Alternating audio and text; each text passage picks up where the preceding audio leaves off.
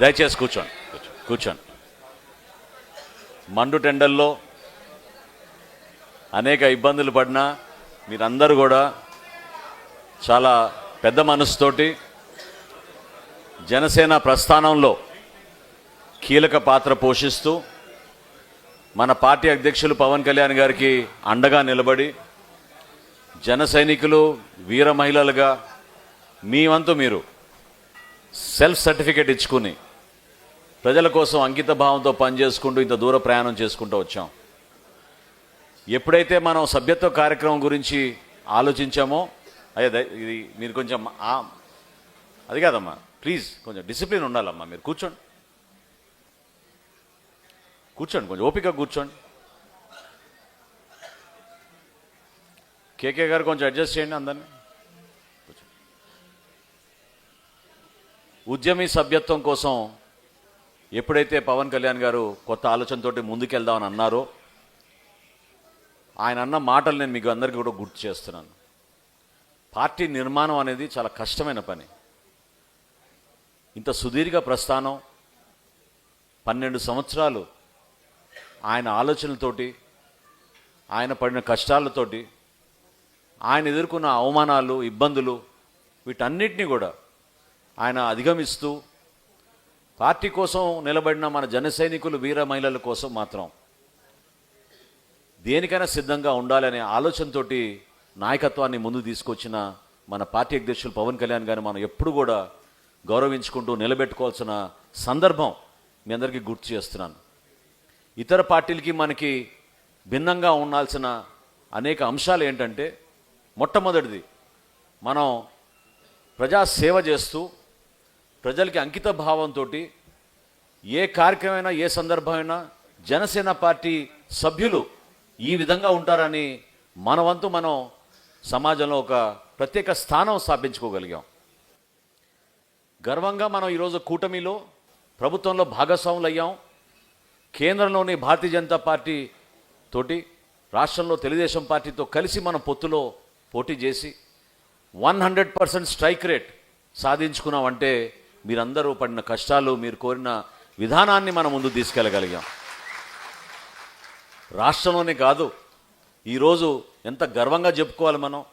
మన పార్టీ అధ్యక్షులు పవన్ కళ్యాణ్ గారికి ఆరోగ్యం బాగాలేదంటే దేశ ప్రధాని నరేంద్ర మోడీ గారు స్వయంగా వచ్చి ఆయన ఇంటికి వెళ్ళి పరామర్శించి మన పార్టీకి మన నాయకత్వానికి ఆయన ఆ విధంగా గౌరవం అందించారు. దాని వెనక ఎంత కృషి ఉందో మీరు గమనించాలి.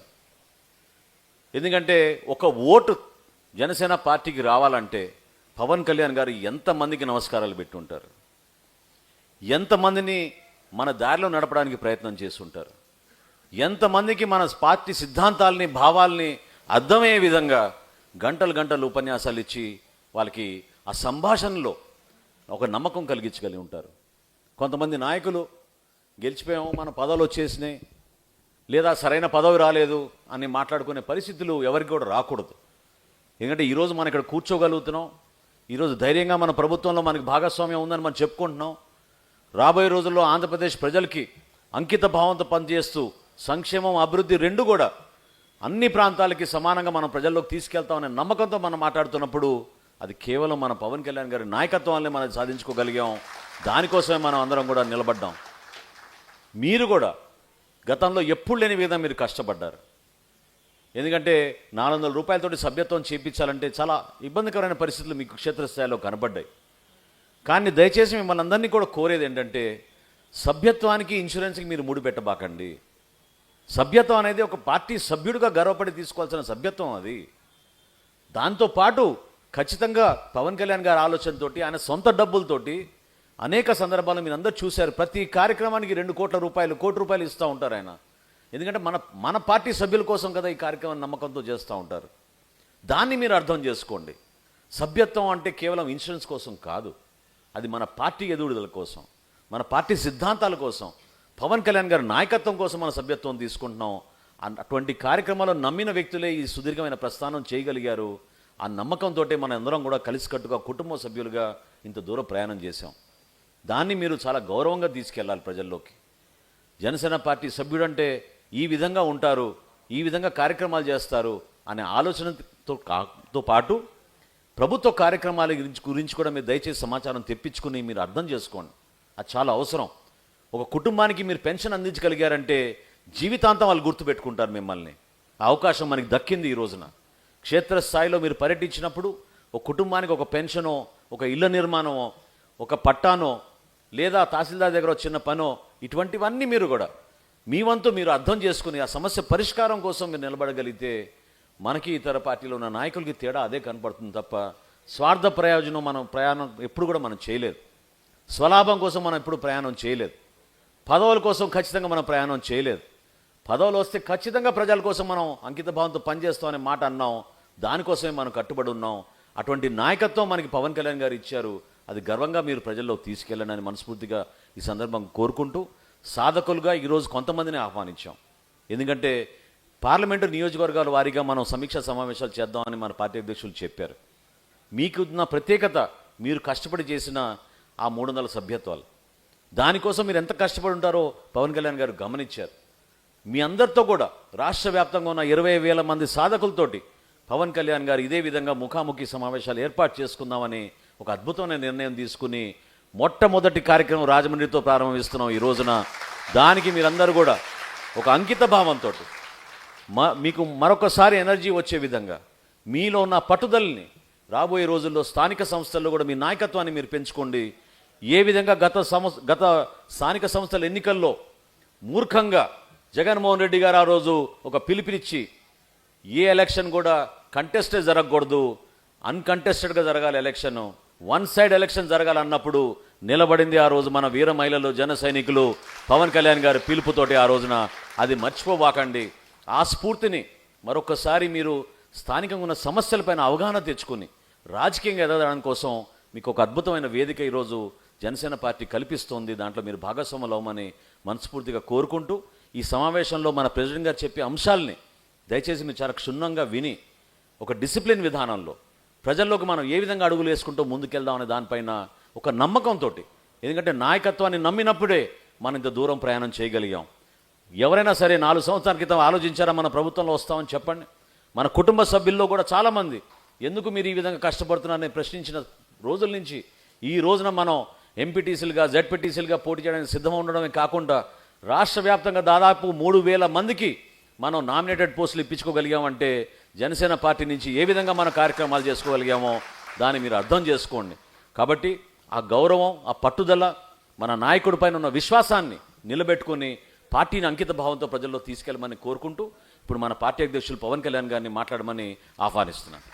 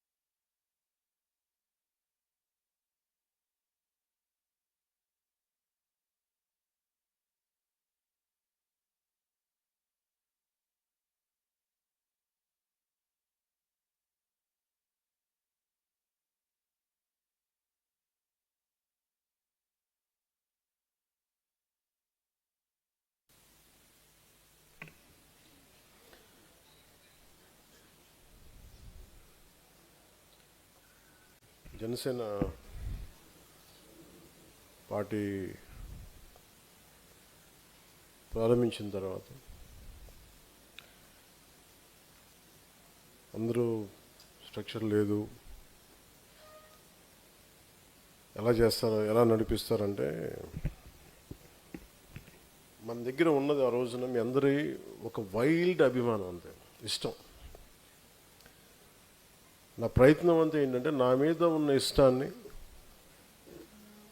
నా మీద ఉన్న ప్రేమని, లేదంటే నా ఆలోచన విధాన్ని నచ్చిన మీకు నా మీద ఉన్న ఇష్టాన్ని, నా మీద ఉన్న ప్రేమని, నా కోసం మీరు నిలబడే విధానాన్ని అది దేశం వైపు, సమాజం వైపు, మన రాష్ట్ర అభివృద్ధి వైపు నడిపించాలనుకున్నాను. నా కోరిక అదొక్కటే. ఇదే రాజమండ్రిలో ఒక 10 సంవత్సరాల క్రితం వస్తే మన జన సైనికులందరూ బైకులు తీసుకొని సైలెన్సర్లు పీకేసి సౌండ్లు చేసేవాళ్ళు. అంత రా ఎనర్జీ ఉండదు. అలాంటి వాళ్ళు ఇప్పుడు ఎవరు లేరు ఇక్కడ. వాళ్ళు ఇప్పుడు ఎంత డిసిప్లిన్గా అయిపోయారంటే, ఇక్కడికి పి గన్నవరంలో ఒక కార్పెంటర్ పనిచేస్తూ, ఈరోజు మీటింగ్లో లేకపోయినా మన మాగాపు వీర్రాజు గారు వడ్రంగి పనిచేస్తూ 160 మంది మెంబర్షిప్ చేయించారు. అలాగే ఒక ఎలక్ట్రీషియన్ పని చేసుకుంటూ చింతపల్లి సంతోష్ గారు అమలాపురం 200 మంది సభ్యులను చేశారు. ట్యాక్సీ నడుపుకుంటూ తుమ్మల కిషోర్ తాడేపల్లిగూడెం 280 చేశారు.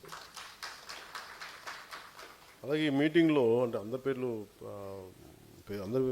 పేర్లు గుర్తిస్తూనే కొద్ది పేర్ల గురించి చెప్తాను. ముక్కా రాంబాబు రాజానగర్ నుంచి 298 మెంబర్షిప్. ముచ్చకర్ల అప్పారావు గారు రాజమండ్రి రూరల్ 252. ముమ్మిడి భాగ్యలక్ష్మి గారు రాజమండ్రి సిటీ. మీరు ఉన్నారమ్మా ఇక్కడ? ఎక్కడ గొంతు మీరా అంత దూరం వెళ్ళిపోయారండి. రాజమండ్రి 224. ఆడూరు రాజేష్ నిడతవలు 280. ఉప్పులూరి శివ కొవ్వూరు 224. చాపల రామారావు గారు గోపాలపురం 281. కొండేటి విజయ్ కుమార్ గారు తణుకు 288. మీరా ఎక్కడ? నమస్కారం. రమణి చిన్నారి నర్సాపురం 221. బొజ్జాల్ లోవారాజు గారు పిఠాపురం 281. గనిశెట్టి లలితా దుర్గా గారు అమలాపురం 270. ఇవి మచ్చుకి చిన్న ఉదాహరణ చెప్తున్నాను. మీరు ఊహించండి,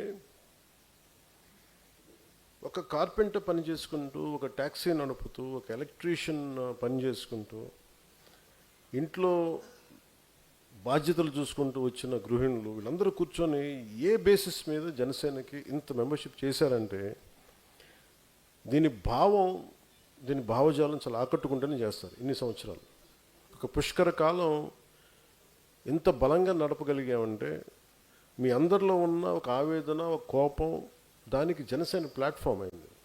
నేను దానికి ఒక ఫల్క్రమ్ లాగా ఒక సెంటర్ ఫిగర్ అయ్యాను.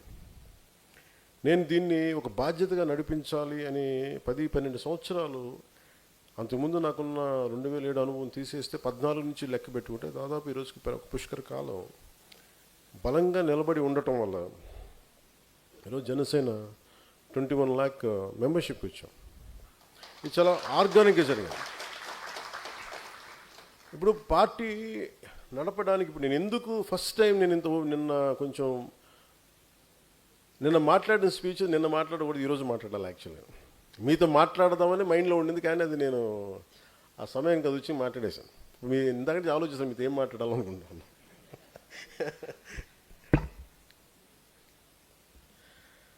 నాకు ఎంత ఇష్టం, ఎంత ప్రేమ లేకపోతే నా దేశం మీద కానీ, మన నేల మీద కానీ, మన సగటు మనిషి ఎంత బాగుండాలని కోరిక లేకపోతే ఇంత రాను కదా, ఇంత ఒత్తిడి తీసుకొని కదా, అవసరమే ఉంది. చాలామందిలో సుఖంగా ఉండొచ్చు, బతికేయచ్చు. నేను చాలా సుఖవంతమైన పొజిషన్లో ఉన్నాను. యాక్చువల్ చెప్పాలి, నేను నాలో జీవితంలో ఎప్పుడు లేని కష్టం తెచ్చుకున్నాను. నేను మా అమ్మ తిట్టేది. మా అమ్మ తిట్టి కూడా అలసిపోయింది. ఆవిడ కూడా పెద్దవాడు అయిపోయింది. నువ్వు లేని కష్టాలను తెచ్చుకుంటారా, ఉన్నది సరిపోయి నీకు అంటున్నాను. ఇది ఎందుకంటే నేను నిజంగా చాలామంది నిస్సహాయాలను చూసి, ఈరోజు రాజమండ్రిలో మీరు చూశారు, ఎన్ని రివ్యూ మీటింగ్లు చేస్తూ ఉన్నాం. దాదాపు రాజమండ్రిలో ఉన్న 65% మురుగునీరు గోదావరిలో కలిసిపోతుంది. గోదావరి పాడుతూ ఉంటుంది, ఫోటోలకు బాగుంటుంది, కానీ ఆ కలుషితం ఎంత ఇబ్బంది పెడుతుంది. దాన్ని ఎప్పటికప్పుడు ఇమీడియట్ బెనిఫిట్స్ కోసం ఈ మధ్యన గౌరవ ముఖ్యమంత్రి గారు మాట్లాడింది, 2-3 ముగ్గురు 4 పిల్లల్ని కనాలి ఒక్కొక్కళ్ళని మాట్లాడుతున్నప్పుడు ఆయన ఆలోచన ఏంటంటే భవిష్యత్తులో పాపులేషన్ తగ్గిపోద్ది, అప్పుడు ఇబ్బంది అవుతుంది అభివృద్ధికి, ఏదో ఆయన గణాంకాలు ప్రకారం ఆయన చెప్తే నాకు ఒకటి అనిపించింది, భవిష్యత్తుకి ఆరోగ్యకరమైన వాతావరణం ఇవ్వడం కూడా మన బాధ్యత కదా అనిపించింది. పిల్లల్ని కనేస్తారు కనిపించేమో కానీ, సో నా వంతుగా నేను ఏం చేశానంటే ఈరోజు కూర్చోబెట్టి, అంటే 8 అంటే ఎంత అధికార యంత్రాంగం అందరూ కూర్చొని 8,000 కోట్ల పైచిలకు పుష్కరాలకు అవుద్ది. ఆ దాంట్లో ఏ నదిలో అయితే స్నానం చేయాలో ఆ నదిలో 70% 65 నుంచి 70% మురుగునీరంతా, లక్షల మంది వాడే మురుగునీరంతా గోదావరిలో కలిపేస్తుంటే దానికి బడ్జెట్ లేదు అసలు. ఎంతసేపు రోడ్లు ఘాట్లు లేదంటే మన మిగతా అన్ని చూశారు కానీ ఎక్కడ కనిపించలే. సో ఆ గ్యాప్ ఉంది చూసారా ఇప్పుడు సగటు ఏంటి, ఎవ్వరు మామూలుగా వీళ్ళల్లో మాట్లాడుకుంటారు, బయటికి మాట్లాడుకోరు. ఎందుకంటే పొలిటికల్లో దీనివల్ల బెనిఫిట్ ఉండదు, డివిడెండ్ ఉండదు దీంట్లో. అందరూ వదిలేసింది పట్టుకోవటమే జనసేన ప్రత్యేకత. చూడకపోవడం అది అది అది ఎందుకు పుడుతుందంటే సగటు మనిషి తాలూకు ఆవేదనని జనసేన అర్థం చేసుకున్నంతగా ఎంతమంది అర్థం చేసుకున్నారు నా సందేహం. దాని నుంచి ఉత్పన్నమైన ఇవన్నీ. సో మీరు ఆ భావాన్ని మీరు సంపూర్ణంగా మీరు అలవర్చుకుంటే, if you become an embodiment of Janasena ideology, మీరు జనసేన భావజాలానికి మీరు ఒక రూపం అనేది మీరు కల్పిస్తారు, మీరైతే మార్పు చాలా తక్కువ వ్యవధిలో వస్తుంది మార్పు. మరి దానికి మనం చేయాలంటే మనం ఏం చేయాలి పార్టీ పరంగా అంటే we have to be an extremely discipline force ఉన్నాను. ఒక వ్యవస్థను నడపాలి అంటే నేను అన్నీ మాట్లాడతా, కులాల గురించి మాట్లాడతాను, మతాల గురించి దేనికి మాట్లాడతానంటే ఒక డాక్టర్ దగ్గరికి ఒక జబ్బు వెళ్తే డాక్టర్ ఏం మాట్లాడితే, బాబు నీకు ఇక్కడ ముక్కు బాగాలేదమ్మా, నీకు ఇక్కడ గుండెల్లో ఒక జబ్బుని వాళ్ళు ఎక్స్ప్లెయిన్ చేస్తారు, గుర్తిస్తారు రకరకాల టెస్టులు పెట్టి. అలాగే నాకు సోషల్ డాక్టరింగ్ ఇష్టం. నాకు దాన్ని కన్వీనియంట్గా నా పొలిటికల్ గెయిన్స్కి నేను ఎప్పుడు నిజంగా చెప్పాలి, నాకు నిజంగా పొలిటికల్గా నాకు ఇప్పుడు ఇంట్రెస్ట్ లేదు. నాకు సామాజిక మార్పులు చాలా ఇష్టం. ఎందుకంటే నేను అలాంటి వ్యక్తి నాయకుడి కోసం ఎదురు చూసాను చిన్నప్పుడంతా. నాకు అలాంటి ఎవరు దొరకలేదు. అందుకే నేను ఎవరు దొరకనప్పుడు కూర్చోబెట్టి అట్లీస్ట్ నాకు ఇష్టమైంది నేను చేసుకుని వెళ్దామంటే నన్ను మీరందరూ కలిపి ఇక్కడ దాకా పట్టుకొచ్చారు. నిన్న విశ్లేషకుల చేత కూడా తిట్టించారు నన్ను మీరు. మరి డిసిప్లైన్డ్ ఫోర్స్ కావాలి. 12 సంవత్సరాల క్రితం ఇదే మాట చెప్పాలంటే ఎంతమందికి అర్థమైంది నేను చెప్తే? 12 సంవత్సరాల క్రితం నేను కూర్చోబెట్టి మాట్లాడి బలంగా నిలబడితే ఈ రోజున ఇంతమంది అర్థం చేసుకున్నారు. కాలం మిమ్మల్ని ఒక శిల్పాన్ని మలిచినట్టు మలిచింది కాలం మిమ్మల్ని. 12 సంవత్సరాలు నేను నిలబడ్డాను కాబట్టి, మీరు నిక్కచ్చిగా బలంగా నిలబడ్డాను కాబట్టి మిమ్మల్ని మీరు షేప్ చేసుకున్నారు. ఈరోజు చెప్తున్నాను, this is the time to shape Janasena's future, Janasena's destiny. అందుకే నేను పొద్దున్న లేకగానే ఒక ఆలోచన వచ్చింది, ఏం చెప్పాలి వస్తే కూర్చోబెట్టి అంటే ఏదో నాకు సభ పెట్టినప్పుడు కూర్చోబెట్టి నాకు నిద్ర పడదు. నాకు మా వాళ్ళందరూ వస్తారు, ఏం మాట్లాడాలి, ఏం చెప్పాలి వీళ్ళకి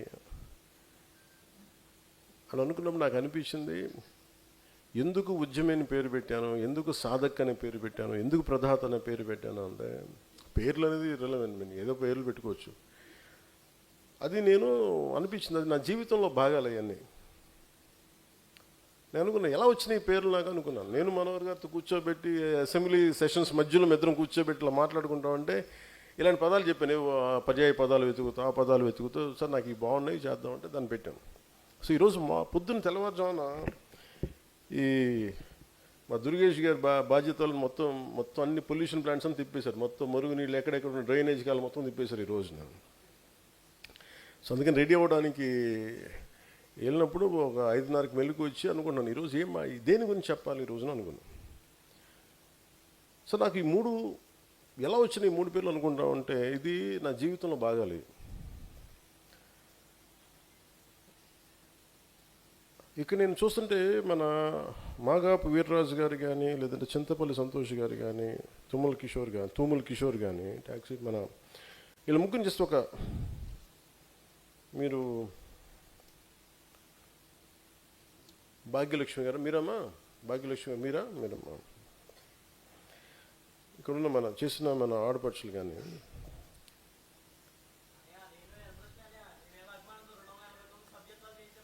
నీ పేరు నేను మర్చిపోలేదు, అందుకనే కదా పిలిచింది. అందుకనే కదా నువ్వు ఉన్నావు. నేనేం చెప్పానంటే నాకు వేలు సంఖ్య అవసరం లేదు, 10 మంది ఆర్గానిక్ చేసి నాకు వాళ్ళు కావాలి. ఇది ఎందుకు చెప్పానంటే మార్నింగ్ లేచినప్పుడు ఎందుకు చెప్తున్నానంటే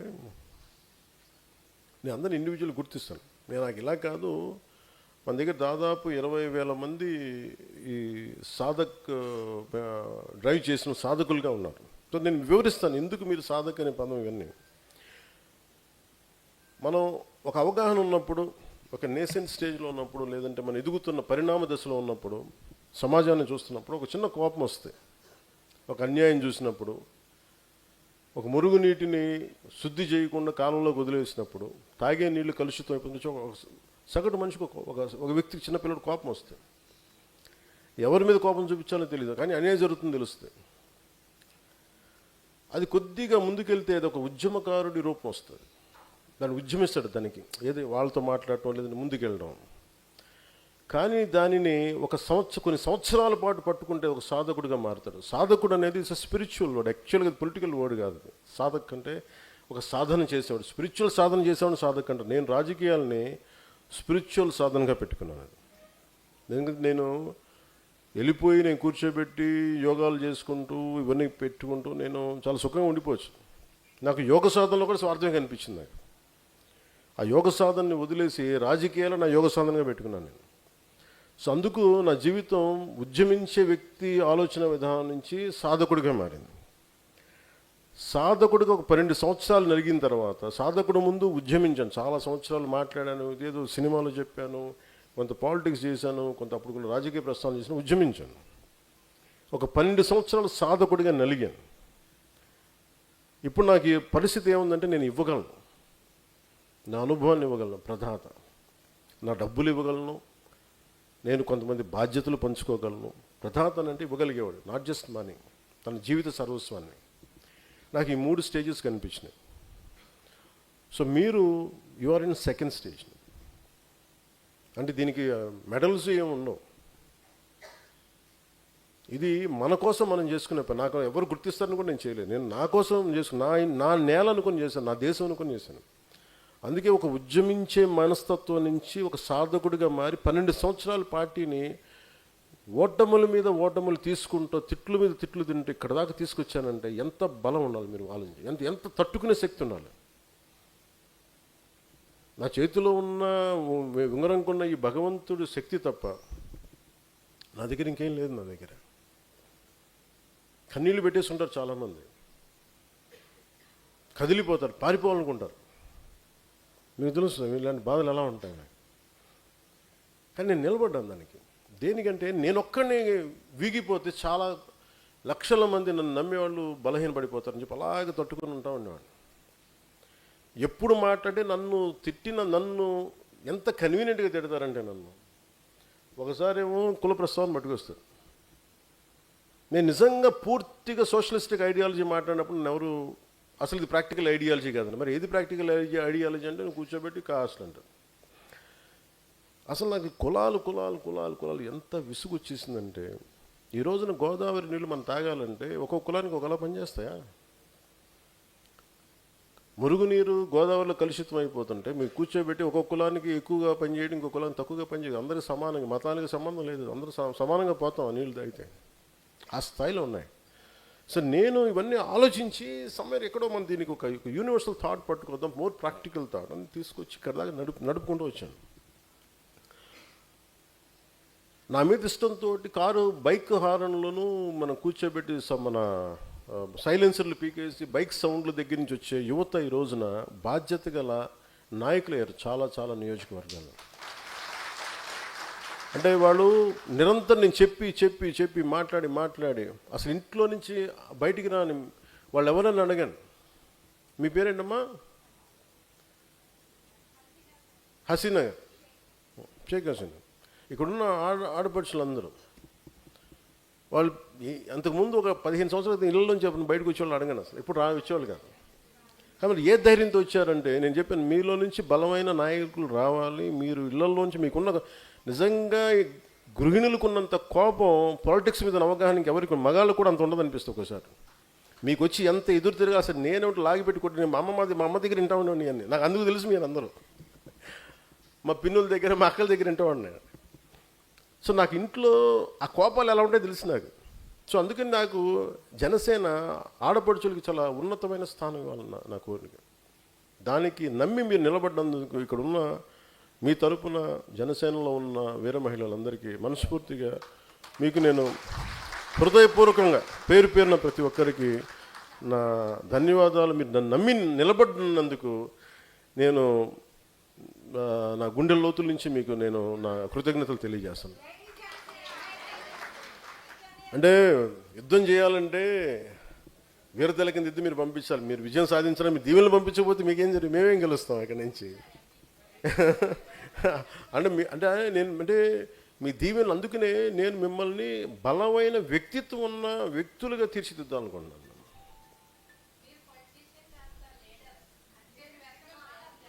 అదే అమ్మా, మీరు అర్థం చేసుకున్నదంతా అక్కడ విశ్లేషకులు అర్థం చేసుకునే పరిస్థితులు వేరేగా ఉన్నాయి.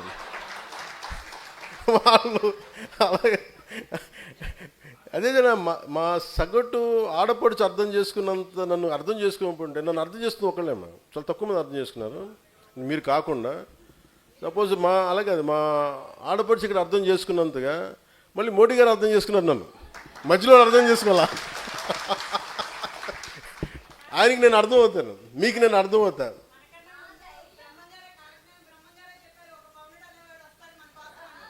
ఏమో అంటే నాకు బ్రహ్మంగారి కాలజ్ఞానం ఏమైపోయిందంటమ్మా, బ్రహ్మంగారి కాలజ్ఞానం చాలా వింతగా ఉంటుంది. ఎవరు ఏ నాయకుడు వస్తే ముందుగా అక్కడ స్థానికంగా ఒక పాత పేపర్లో కొంచెం కాఫీ వేసేసి పాత తెలుగులో రాసేస్తారంట. పాపం బ్రహ్మంగారు రాసేలేదు. అలాగే నాకు మీరు చెప్తుంటే నాకు అది గుర్తు వచ్చింది ఒకప్పుడు అంతకుముందు. అందుకని నాకు ఏదనంటే కాలజ్ఞానంలో ఉందా లేదా నాకు తెలియదు కానీ. ఓకే ఓకే, సంతోషం. ఓకే,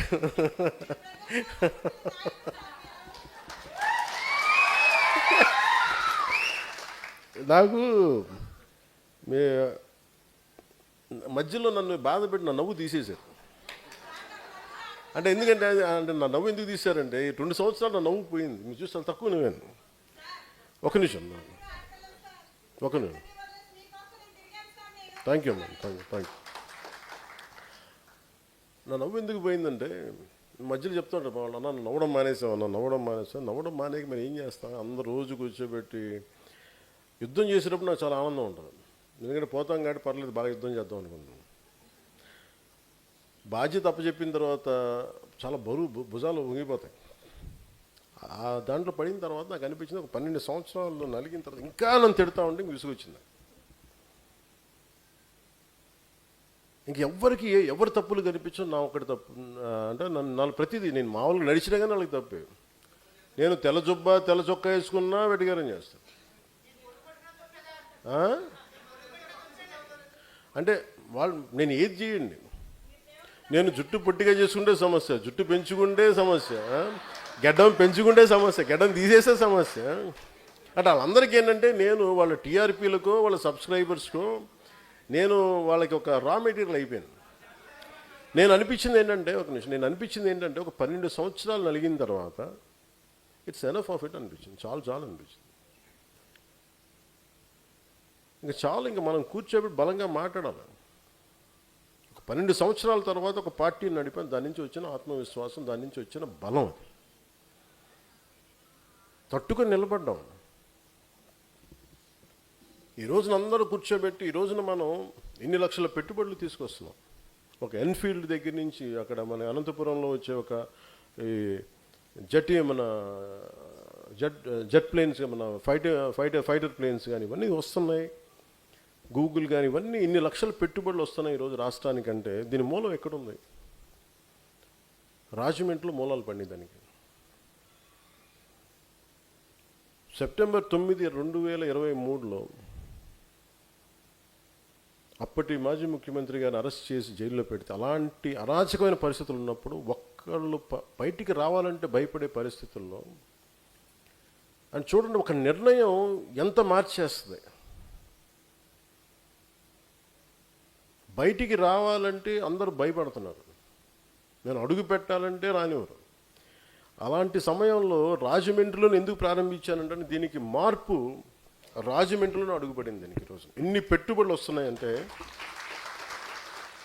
అంటే ఒక నిర్ణయం తీసుకోవడానికి, అంటే ఇది మీకు చెప్పాలి కదండి, నేను ఈరోజు మేబీ పంచుకోవడానికి నాకు ఇది ఉంది. ఈరోజు ఆ రోజు నాకున్న సమయం తక్కువ. ఆయన మాజీ ముఖ్యమంత్రిగా ఉన్న ఇప్పుడు గౌరవ ముఖ్యమంత్రి గారిని వెళ్ళి కలిస్తే పాపం నాకు చాలా బాధ వేసింది. అరే పాపం ఈయన ఇన్ని సంవత్సరాలు చేశారు, ఒక నగరానికి రూపకల్పన చేశారు. ఎంత కష్టమో నాకు తెలుసు. ఒక ఇల్లు కట్టడమే కష్టం అనుకుంటే ఒక నగరాన్ని రూపకల్పన చేయడం చాలా శక్తి సామర్థ్యత ఉండాలి. నేను ఒక వ్యక్తిగా చూశాను ఆయన్ని, ఒక బలమైన నాయకుడిగా చూశాను. పాప అలాంటి ఆయన్ని కూర్చోబెట్టి రాజమండ్రి జైలు కట్టించిన ఆయన వ్యక్తిని రాజమండ్రి జైల్లో పెట్టారు వీళ్ళు. ఆయనతో చూసి నాకు నిజంగా బాధేస్తుంది. నేను ఆయన చాలాసార్లు విభేదించాను కదా, 2018లో విభేదించాను. కానీ ఆ విభేదాలు పాలసీ పరంగా ఉంటాయి తప్ప ఆయన ఒకరు నాశనం అయిపోవాలో ఒకరు పాడైపోవాలో అని ఉండదు. సో నాకు ఆ రోజు ఏమనిపించింది, ఆయన జైలుకి వెళ్ళగానే నా దగ్గరికి చాలామంది నాకు సలహాలు ఇవ్వడం కొత్తగా పుట్టుకొచ్చేసారు.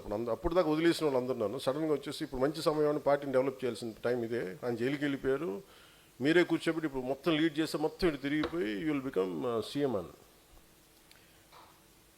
నాకేమనిపించిందంటే అసలు ఒక ఇల్లాజికల్గా అనిపించింది.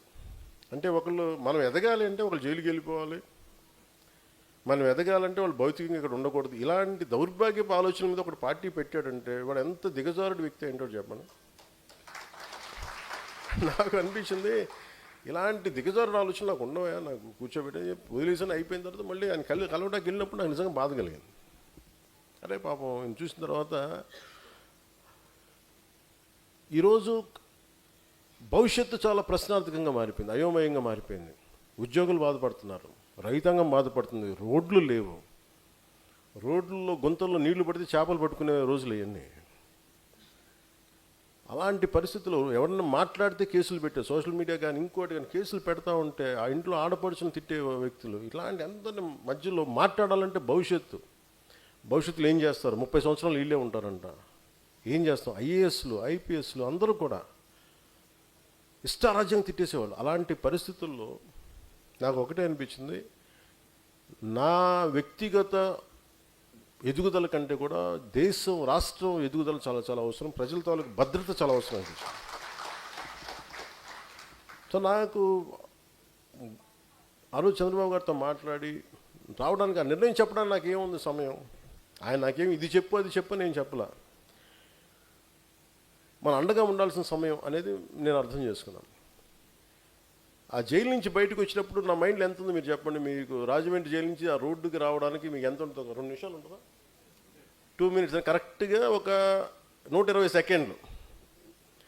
ఎందుకంటే ఆ రూమ్ గది నుంచి కిందకి రావాలంటే మెట్లు ఉన్నాయి కాబట్టి మెట్లో మనం ఎక్కువ ఆలోచించి కింద పడిపోతాం కాబట్టి ఆలోచించాను. కాబట్టి జైలు అక్కడి నుంచి బయటికి వచ్చి ఆ రోడ్డుకి వచ్చినట్టు కరెక్ట్గా 2 నిమిషాలు తేడా. అంటే 120 సెకండ్లో నా నిర్ణయం చెప్పాలి. ఏం ఆలోచించవచ్చు, ప్రస్తుతం ఏ నిర్ణయం తీసుకోకుండా వాయిదేద్దాంలే, ఆయన క్షేమంగా బయటికి రావాలని కోరుకున్నానని చెప్పచ్చు, లేదా ఇంకొక చాలా లోపాయకారిగా మాట్లాడి తప్పించుకోవచ్చు, లేదా నేను ఢిల్లీ వెళ్ళి ప్రధానమంత్రితో మాట్లాడి దీన్ని న్యాయం చేస్తానని చెప్పచ్చు. ఇవేం చెప్పలే. యాజ్ సెడ్ ఇది నా నేల కోసం నేను నిర్ణయం తీసుకుంటాను, నేను ఎవరిని అడగను అనుకో. యాజ్ సెడ్ అందుకని నేను అలయన్స్ని ప్రకటించాను. కానీ అంటే నేను ఆ 120 సెకండ్లే పట్టింది. ఎవరికి ఫోన్లు చేస్తాను చెప్పండి, ఫోన్లు కూడా తీసుకెళ్ళడానికి లేదు జైలుకి వెళ్తే. అందుకని ఫోన్లన్నీ మేము కారులో పెట్టాం. ఆ రోజు సాయంత్రానికి జాతీయ స్థాయి బీజేపీ నాయకులందరూ పొత్తులో ఉండి ఎలా పెడతామని నేను చెప్పాను. అంతకుముందు పరిస్థితులు తెలుసు కదా, చెప్పాను సార్ ఇది అరాచకంగా ఉంది అంటే వాళ్ళు కూడా పెద్ద మనసుతో అర్థం చేసుకున్నాను నేను తీసుకున్న నిర్ణయం. అంటే నా మీద అంత అపారమైన నమ్మకం వాళ్ళకి. నేను ఒక నిర్ణయం తీసుకున్నానంటే చాలా హేతువుతో తీసుకుంటాడు ఈ వ్యక్తి. చాలా రేషనల్గా, చాలా లాజికల్గా ఆలోచించి తీసుకుంటాడు తప్ప భావోద్వేగంతో, ఒక ఆవేశంతో తీసుకునే వ్యక్తి కాదని వాళ్ళు నన్ను ఒక సంవత్సరాలుగా చూశారు కాబట్టి నన్ను నమ్మారన్నమాట. ఆ రోజు నమ్మకమే ఈ రోజున మన లక్షల కోట్ల పెట్టుబడికి మూలాధారం. అంటే నా చిత్తశుద్ధిని చూపించడం, నేను ఇలా చేస్తున్నప్పుడు నేను ఒక్కొక్క కులానికి ఎలా ఇండివిజువల్గా న్యాయం చేస్తాను చెప్పండి. అంటే ఎన్నిసార్లు ఎలా మాట్లాడతారంటే అంత ఏమ్మా ఇంట్లోంచి అంత ఫోన్లు వచ్చినాయా, అమ్మ అనిపించింది, ఎవరో పాప ఎవరు మాట్లాడినట్టునా?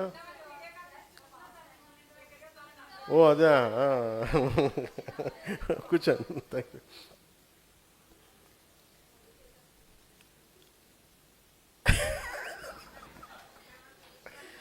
అంటే ఎందుకంటే నా ఇంట్లో పిల్లలు ఫోన్ చేస్తాను, నాకు అందుకు అనిపించింది, నాకు గుర్తు వచ్చింది నాకు. సో ఇది నేను చాలాసార్లు ఈ సందర్భంగా రాజమండ్రి చాలా కాస్ట్ వీటి గురించి మాట్లాడింది. ఈ మధ్యన ఎంత తిట్టేస్తారంటే విశ్లేషిస్తూ కూడా నన్ను, వాళ్ళు విశ్లేషణకి ఇంకా అర్థం పర్థం లేదు అలాగే. నన్ను వాళ్ళు ఎదగడానికో గుర్తింపు పొందడానికో కూర్చోబెట్టి విశ్లేషకులు, ప్రముఖ విశ్లేషకులు మాట్లాడుతూ ఉంటే, ఈరోజు కూడా ఏదో విన్నాను వార్త, ఆయన అరెస్ట్ చేయడానికంటే ఆయన అంత కూర్చోబెట్టి నేను కేసులు పెట్టారంటే మనం లేదు బాధపడి నేను వద్దని చెప్పాను. ఆయన పాపం ఏదో పొరపాటును మాట్లాడి ఉండొచ్చు కొంచెం భావోద్వేగంతో, ఫోన్లేండి వదిలేసేయండి అని చెప్పాను ఆయన విశ్లేషకుని. మేము వాళ్ళు ఏమన్నాడు సరే అని చెప్పాను. ఆయన్ని మటుకు అసలు ఇబ్బంది పెట్టద్దు, ఏదో ఆయన పొరపాటు జరిగి ఉండొచ్చు లేదంటే ఉండొచ్చు అని చెప్పి అసలు ఆయన ఏం చేయకూడదు నాకు. ఎందుకంటే ఆయన మీరు చూడండి, నాకు ఆయన అంటే ఎంత ఇష్టమో. ఒక మాట పిలిస్తే మీరు తిట్టే వ్యక్తికి, మిమ్మల్ని విమర్శించే వ్యక్తి పెళ్ళికి మీరు వెళ్తారా? వెళ్ళరు కదా, నేను వెళ్తాను. మరి ఇప్పుడు ఉదాహరణకి వైసీపీలో ఉన్న అంబటి గారి ఇంట్లో పెళ్ళికి నేను వెళ్ళా, వాళ్ళ అమ్మాయి పెళ్ళికి ఎప్పుడు వెళ్ళాను గుంటూరులో. అలాగే అంటే నాకేముంటుందంటే, మనం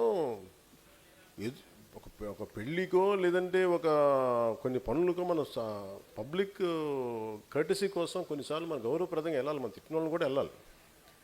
నా సంస్కారం అంత ఉండదు. సో అందుకే నేను చెప్పాను, మీరు కూర్చోబెట్టేది మాట్లాడుతున్నారు, పోలీసు వెళ్ళారు తెలంగాణ అంటే అస్సలు పాపము ఆయన అంటే నాకు ఇష్టం, ఏదో పొరపాటున ఏదో అనేసరి కానీ వదిలేసారని చెప్పి అసలు మీరు అలాంటి ప్రస్తావన తీసుకురాకండి, మా వాళ్ళకి బాధ్యత అని చెప్పుకుంటారని చెప్పి వెంటనే అది ఉపసంహరించుకోమని కూడా చెప్పాను. కాకపోతే అలా అని చెప్పి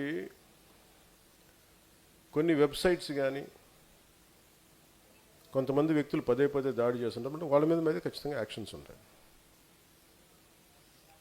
విశ్లేషకులు లాంటి వాళ్ళు, సీనియర్ విశ్లేషకులు లాంటి ఒక పొరపాటు, ఒక తప్పు, ఒక సరే, కానీ మిగతా వాళ్ళు చాలా మెథాడికల్గా చేస్తూ ఉన్నారు. That action will be continued. అంటే మీ ఇష్టానికి మీరు మాట్లాడేసి తప్పించుకుందామంటే, ఎందుకని చెప్తున్నానంటే నా దగ్గర పోగొట్టుకోవడానికి ఏం లేదు. నన్ను ఎంత తిట్టారంటే ఇంక మీరు నన్ను తిట్టలేనంత, నన్ను ఎంత బద్నాం చేశారంటే ఇంక మీరు బద్నాం చేయలేనంత. అసలు మీరు ఎన్ని రకాలుగా నన్ను హింసించారంటే, నా క్యారెక్టర్ అసాసినేషన్ మీరు ఎంత ఇదిగా, నేను ఎదురు మాట్లాడాలంటే మీరు ఇళ్లలోంచి పారిపోతారు. నా గొంతు అంత బలమైంది, గుర్తుపెట్టుకోండి. నాకు ఎంత లోపల నుంచి ఎంత ఇన్ఫర్మేషన్ ఉంటుందంటే ఒక్కొక్కడి గురించి తోలు ఒలిచేసే అంత ఇన్ఫర్మేషన్ ఉంటుంది ఒక్కొక్కటి, అంత ఉంటుంది అలా. కానీ నేను ఎందుకు మాట్లాడినంటే మా బండ్ల గణేష్ లాగా, నాకు ప్రొడ్యూసర్ లాగా అంటున్నాను.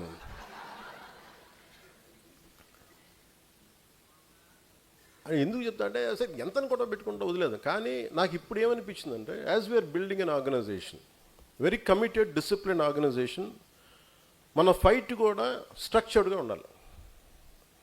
మీరు ఇక్కడ ఉన్న సాధకులందరూ చెప్తారు, మీరు స్ట్రక్చర్డ్గా ఉండాలి. మీరు ఒక సభకు వచ్చినప్పుడు మీద పడిపోయి కాకుండా యువర్ సాధక్స్, మీ ప్రవర్తన, మీ బిహేవియరే is a discipline for the party. మీరే వెన్నెముక పార్టీకి. మీరు బలంగా గట్టిగా నిలబడితే భయపడాలి అందరూ.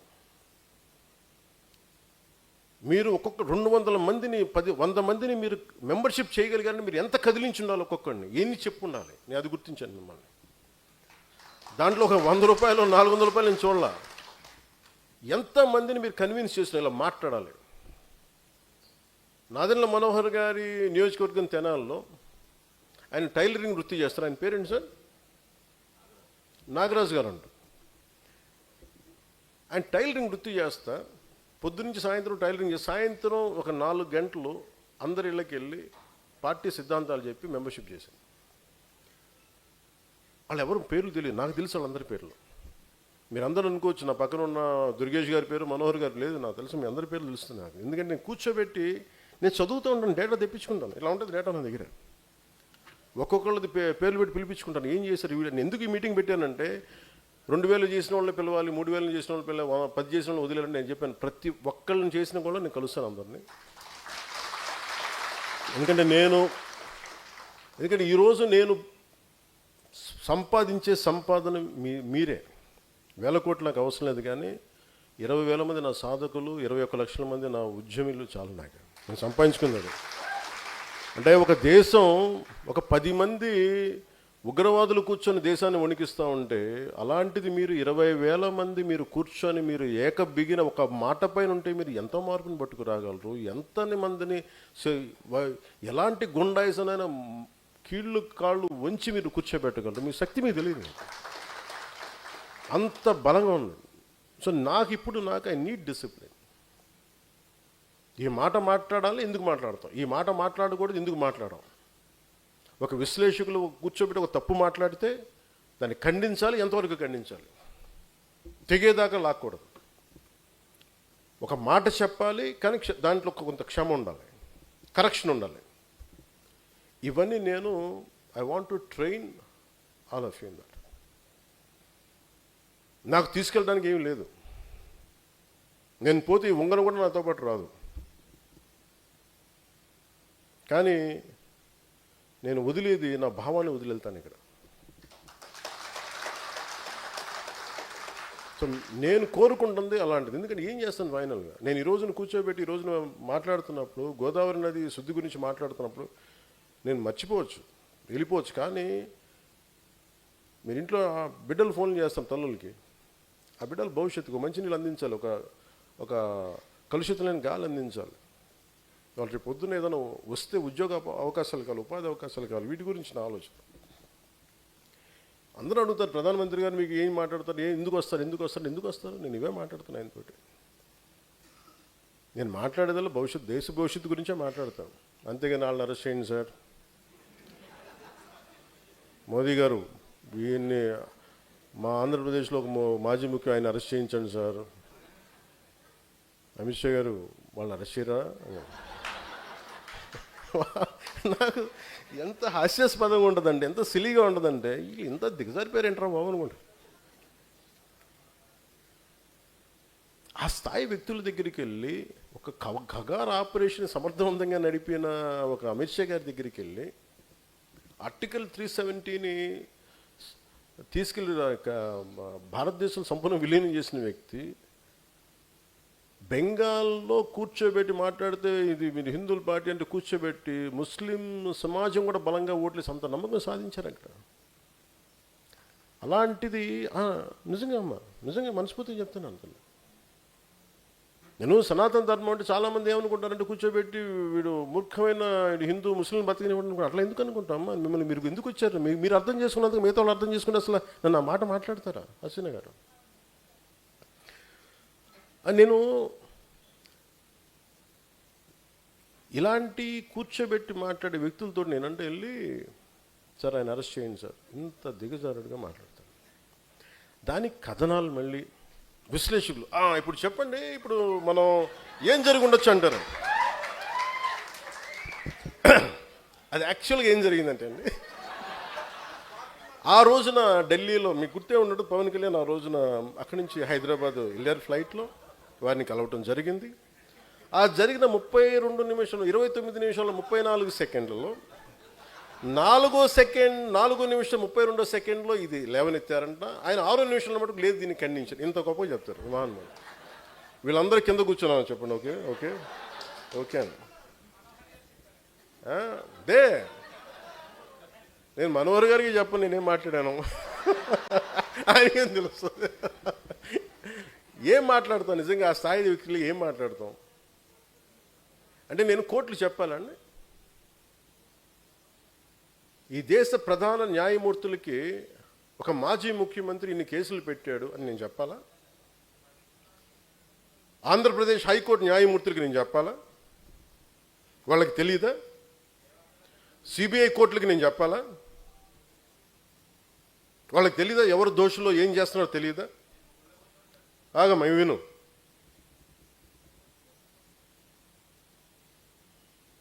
ఏ కేసుల్లో ఎవరు చేస్తున్నారో వాళ్ళకి తెలియదా? అందుకనే కదా దాఖలైన కేసులన్నీ. వీళ్ళకి మేము చెప్పాలా? అవమానం చేసినట్టుగా నిజంగా ఈ టీవీ సంస్థలు కానీ ఇలాంటి చేసే సంస్థలు నిజంగా ప్రజా సమస్యల గురించి మీరు ఎప్పుడన్నా మాట్లాడారా? ఇంత కలుషితం అవుతుంది, దీనివల్ల ప్రజలకు ఇంత ఆరోగ్యాలు పోయినాయి, అవి మాట్లాడరు మీరు. ఎంతసేపు ఎదవ చండాలపు రంకులు బొంకులు తప్ప మీరు మాట్లాడేది. చిన్నప్పుడు మేము ఒక ఏదో మ్యాగజైన్ గుర్తులేదు నాకు, ఏదో పేపర్ తెలుగు ఆంధ్రప్రభ అని తెలియదు, దాంట్లో ఫాలాక్షన్ డైరీ అని ఒకటి ఉండేది చిన్నప్పుడు. ఎప్పుడు చూడు దాంట్లో మొత్తం చూస్తే ఏడు వాడు రంకులు మాకు అనిపించింది. మేము చదువుతుంది మా అమ్మ తిట్టేది, ఇదేంటో ఈ చండాలని చందమంతో పాటు అది కూడా చదివాడు అని నాకు అనిపించేది. అట్లా మేము ఏదైనా చూద్దామంటే ప్రజలకి విఘ్నత కలిగించే మాటలు మాట్లాడతారా? విజ్ఞానం కలిగించే మాటలు చెప్తారు. ఎందుకంటే దానివల్ల ఓట్లు పడవు. పవన్ కళ్యాణ్ అని వాడిని తిడితే, పవన్ కళ్యాణ్ అని అమిత్ షా గారు కూర్చోబెట్టి ఒక కథనం కలిగితే చూస్తారు. నిజంగా మీరు వెళ్ళి కూర్చోబెట్టి ఎంత సమస్యలు ఉన్నాయి, 33,000 32,000 మంది ఆ రోజున మనకి గత ప్రభుత్వంలో వెళ్ళిపోయారు. నేను చెప్తాను, అందరూ అపహాస్యం చేశారు, నన్ను కేసులు పెట్టారు. మరి అదే హోంశాఖ కూర్చోబెట్టి పార్లమెంట్లో చెప్పింది, మరి డేటా రిలీజ్ చేసింది. ఆ రిలీజ్ చేసినప్పుడు వీటి గురించి ఎవరు మాట్లాడరు. ఈ చండాలపు రంకులు బొంకులు ఈ చండాలం తప్ప ఏ రోజున బాధ్యతగా కూర్చోబెట్టి మాట్లాడారా? ఇది దీని మీద మీరు యుద్ధం చేయాలి. ఉద్యమీలు కానీ సాధక్స్గా మీరు గట్టిగా మాట్లాడాలి. ఇటువంటి మీద ఎవరు ఏం చేస్తాం మాకెందుకు, ఎవరి వ్యక్తిగత జీవితం మీరు ఏం చేస్తా నాకు నేను ఎప్పుడు మాట్లాడాను. మన ఎమ్మెల్యేస్ కూడా ఇదే చెప్పారు, మేము నలిగి ఇక్కడ దాకా వస్తే మీ పర్సనల్ కాంటాక్ట్ తోటి మీరు దిగజార్చగానే చేసించాలని అభ్యర్థించాను అందరు. 14 సంవత్సరాలు మా వాళ్ళు రోడ్ల మీద పడి నలిగి కేసులు పెట్టించుకుని వస్తే మీరు తక్కువని ఎమ్మెల్యేలు అయిపోయి మీరు కూర్చొని దిగజార్చకండి, ఇంకా చాలా మీరు కూర్చోబెట్టి మీరు ఇద్దరికి నమస్కారం పెడతానని చెప్పాను ఇద్దరికి.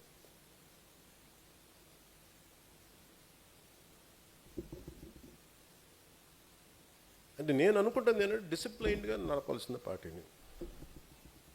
You should be ideologically driven cadre or సాధక్స్. మీరు ఎందుకు ఈ మాట మాట్లాడుతున్నారు, మీరు ఏం చేయబోతున్నారు, మీకు ఎందుకు ఒక పర్పస్ లేకపోతే plus let us not do politics, let us not be in a political party, let's not be in Janasena.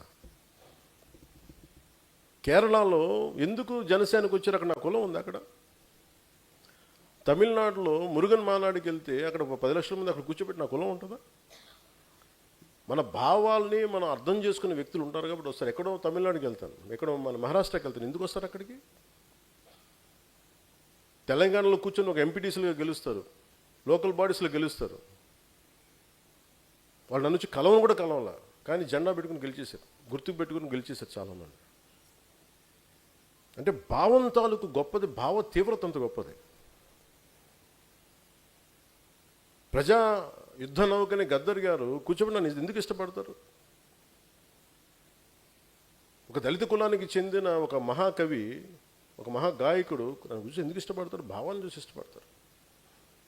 ఇది అర్థం కాకుండా కూర్చోబెట్టి నువ్వు ఇక్కడున్న కొంతమంది నాయకులు ఆంధ్రప్రదేశ్లో నువ్వు కాపులకి ఏం చేసావు, కాపులకి ఏ రోజు నిలబడి నేను చెప్పాను అసలు. నాకు ఎంత విసుకొస్తుంది, మీరు ఎందుకు ఇంత దిగజారుస్తారు? నిజంగా వాళ్ళు ఒకసారి ఈ రోజున సభాముఖంగా వాళ్ళందరికీ చెప్తున్నాయి, మాట్లాడండి, మీకు కూడా చెప్పాలి. ఒకసారి మీరు అనిపిస్తారు ఎందుకు మాట్లాడమంటే, ఈ సందర్భాన్ని పురస్కరించుకొని నన్ను విమర్శించే కాపు నాయకులందరికీ కూడా నా సమాధానం చెప్తాను. 12 సంవత్సరాల తర్వాత నా మౌనాన్ని వీడి చెప్తున్నా.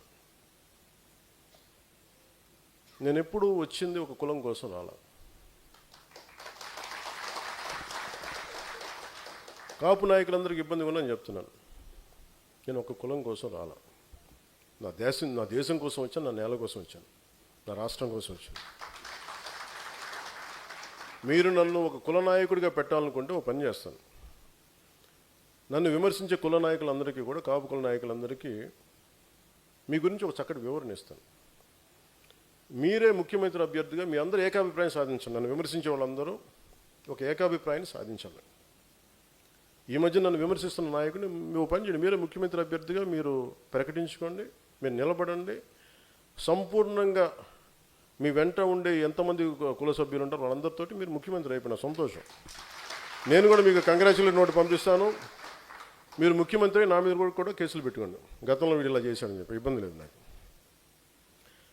విమర్శించే కాపు నాయకులు కూడా నేను ఒకటే చెప్తున్నాను, మాట్లాడితే రంగా గారిని పట్టుకొస్తారు. జనసేన కూర్చోబెట్టి టీడీపీ కమ్మాయిలు మాట్లాడుతుంటారు. నేను చెప్తాను, మీరు ఇష్టపడే రంగా గారు, ఆయన సతీమణి కమ్మ సామాజిక వర్గానికి చెందిన వ్యక్తి. వాళ్ళ బిడ్డలు, వారిద్దరు పుట్టిన బిడ్డలు ఇద్దరు 2 కులాలకు చెందిన వాళ్ళు అవుతారు. అంటే మీకు మీరు ఎంత కన్వీనియంట్గా ఉందంటే మీ రాజకీయం, అది చూడరు. ఆయన బతికున్నప్పుడేమో వైసీపీలో ఉన్న నాయకులందరూ కానీ ఇక్కడున్న నాయకులందరూ కూడా ఆయన బతికున్నప్పుడు ఒక్కళ్ళు మాట్లాడాలి ఆయన గురించి. చనిపోగానే ఈరోజు అందరికీ కోపాలు వచ్చేసింది. ఎందుకంటే మరి ఏం కూర్చోబెట్టి నా మీద పడ్డారు. నేను ఎప్పుడు కులం ప్రస్తావన తీసుకుని నేను ఎప్పుడు రాలేదు. చిన్నప్పుడు ఒక్కొక్కసారి ఒకసారి నేను చీరాల్లో పెరుగుతున్నాడు అడిగాను, మా అమ్మని అడిగాను, అమ్మ మనం ఏమిట్లని అడిగాను. ఎందుకు ఇలా చండాల ప్రశ్న వేసాను మా అమ్మ. దేనికంటే స్కూల్లో మా ఫ్రెండ్ వాళ్ళ ఇంటికి క్లాస్ ఇంటికి వెళ్తే వాళ్ళ అమ్మ అడిగింది, మీరు ఏమిట్లా అంటే, నువ్వు నోరు మూసుకుని నీకు ఇలాంటి అడగను. ఎందుకంటే మా ఇంట్లో మాకు తెలియదు. మా father being a socialist, it's always about society. మానవత్వాన్ని చూసాం కానీ కులం అనేది ఒక సోషల్ ఫ్యాక్ట్. మనం పుడతాం దాంట్లో ముందుకు, అంతేగాని దాంట్లో కూరుకుపోం కదా. దాన్ని అర్థం చేసుకుంటాం, గౌరవిస్తాం. కానీ కూర్చోబెట్టి పదే మాట్లాడడానికి విసుగు వచ్చేసింది నాకు కూడా. ఇంకెంతకాలం మాట్లాడతారా మీరు? ఎంతకాలం మాట్లాడతారు ఒక్కొక్కళ్ళు? మీ గురించి చెట్టా విప్పనా? ఒక్కొక్కడి గురించి చెప్పాలా? ఒక్కొక్కడి గురించి తట్టుకోగలరా? నేను మాట్లాడితే నోరు విప్పితే ఇష్టానికి మాట్లాడతారు ఒక్కొక్కళ్ళు. మనోహర్ గారు కూడా రాకూడదు అంటారు, ఆయన కమ్మంటారు. ఎన్నికైన ఎమ్మెల్యేలు అందరూ ఎవరయ్యా? కాపులు లేరా దాంట్లో? నా పక్కన లింగంనేని రమేష్ గారు ఉంటే ఆయన కమ్మంటారు. ఎక్కడో తెలంగాణను పెట్టుకున్న వ్యక్తిని చూసుకుని ఆయన కమ్మంటారు.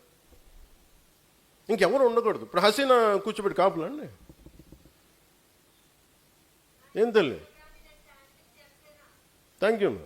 నేను చెప్తున్నా అంటే నేను చెప్పేది, అరే దాటి మాట్లాడదాం, కులాలు మతాలు దాటి వెళ్దాం, ఒకే అర్థం చేసుకుంటాం, మాట్లాడతాం, ప్రతి సమస్యను మాట్లాడతాం. అంటే కూర్చోబెట్టి ఇంకా తగ్గి నాకు విసుగు వచ్చేస్తుంది. ఇంకా నాకు ఓట్లు ఉంటే ఉంటాయి, పోతే పోతాయి. కానీ ఇలాంటి పనికిమాలిన విశ్లేషణలు, పనికిమాలిన ఈ విమర్శలు పెట్టుకుంటే మటుకు చాలా బలంగా సమాధానం ఇస్తాను. ఇది ఫస్ట్ టైము, భవిష్యత్తు అందరి చేత ఇప్పిస్తాను, గుర్తుపెట్టుకోండి. మీ నోళ్ళు మూతపడే వరకు, ఇంకొకసారి నా గురించి మాట్లాడాలంటే మీ నోళ్ళు మూతపడే వరకు అందరి చేత మాట్లాడిస్తాను, గుర్తుపెట్టుకోండి. ఇంకా సభ్యత సంస్కారం కాదు అని చెప్పి నేను మాట్లాడలే. ఇంకా మీరు స్థాయి దాటేశారు. మీరు ఎవడన్నా సరే మీరు మీ వాదనే చెప్తా, మీ కుల వాదనే చెప్తాను కాపు నాయకులందరికీ. మిగతా కులాల్లో చూసారా ఎక్కడన్నా? జగన్ గారి సామాజిక వర్గంలో చూసారా వాళ్ళ కులం నుంచి కూర్చున్న నాయకులు మాట్లాడారు ఎప్పుడన్నా? నువ్వు ఓడిపోతే నీ పేర్లు మార్చుకుంటాను ఎవరన్నా మాట్లాడారు అట్లా? ఎవరు మాట్లాడారట్లా? మాట్లాడతారు. చంద్రబాబు గారి గురించి మాట్లాడారు, నువ్వేం చేసావు కమ్మవారికి అని మాట్లాడతారో? మాట్లాడరు. మీరు మాట్లాడతారు. అసలు మీరు ఒకసారి లోపల ఆలోచిస్తారా? ఈరోజు మీ అందరికీ చెప్తా ఉన్నా, నా చుట్టుపక్కల చాలామంది నాయకులు ఉండేవాళ్ళు. కానీ నేను ఇప్పుడు ఉదాహరణకి ఈయనే ఉన్నారు, ఆర్ఎంఆర్ గారు ఉండేవాళ్ళు, జేడీ గారు ఉండేవాళ్ళు. ఎక్కడికి వెళ్ళినా, రాజమండ్రి ఎక్కడికి వెళ్ళినా, ఈస్ట్ గోదావరి ఎక్కడికి వెళ్ళినా జేడీ గారిని పార్టీలో చేర్చుకోవాలని, జేడీ గారిని పార్టీలో చేర్చుకోవాలంటారు. వచ్చారు, మెంబర్షిప్ పెట్టాం, వైజాగ్ పార్లమెంట్ ఇచ్చాం, ఓడిపోయాం. అతను సినిమాలోకి వెళ్ళిపోయి నేను వెళ్ళిపోతాను. మాతో పాటు తోట చంద్రశేఖర్ గారు ఉండేవాళ్ళు, ఆయన బీఆర్ఎస్కి వెళ్ళిపోయారు.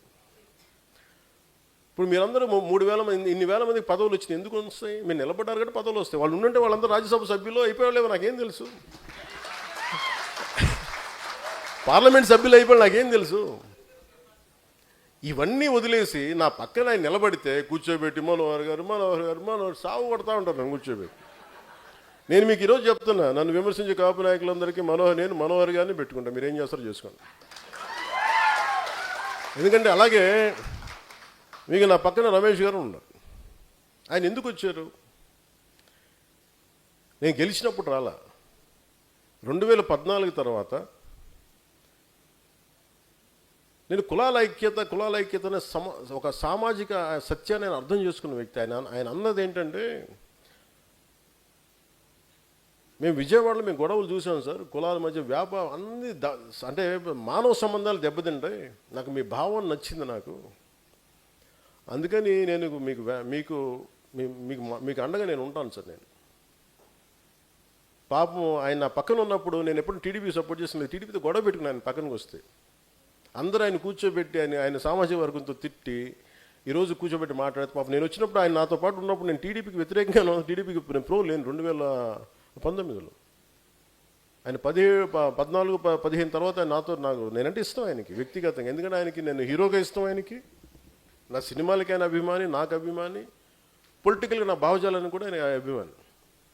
ఆయన కూర్చున్నప్పుడు నిజంగా కనుక ఆయన వీళ్ళు ఈ కాపు నాయకులు చెప్పినట్టుగా ప్రభావితం చేస్తుంటే నేను 2019లో కూర్చోబెట్టి టీడీపీతో ఎందుకు కూడా పెట్టుకుంటాను? అంత మాత్రం కామన్ సెన్స్ మీకు లేదా కాపు నాయకులందరికీ, మాట్లాడే వాళ్ళందరికీ? ఇంకా మీరు ఎక్కడో చోట నేను చెప్తున్నాను, మీరందరికీ ఇలాంటి కులాల గురించి మాట్లాడినప్పుడు మీరందరూ సాధకులందరూ ఏకబిగిన మీరు సామాజిక మాధ్యమాల్లో మాట్లాడండి. నేను ఇప్పుడు మీకు చెప్తున్నాను, మాట్లాడండి బలంగా. జనసేన తాలూకు మూల లక్షణం పోరాటం చేయడం, అన్యాయం మీద, ఒక అభాండం మీద పోరాటం చేయటం. మీరు మెత్తబడిపోయి కూర్చోబెట్టి అలాగ మెల్లిగా అని కూర్చోబెట్టి బండగణేష్లా ఉండకండి. మీరు అంత గట్టిగా ఉన్నాను, అభిప్రాయం చెప్పండి బలంగా.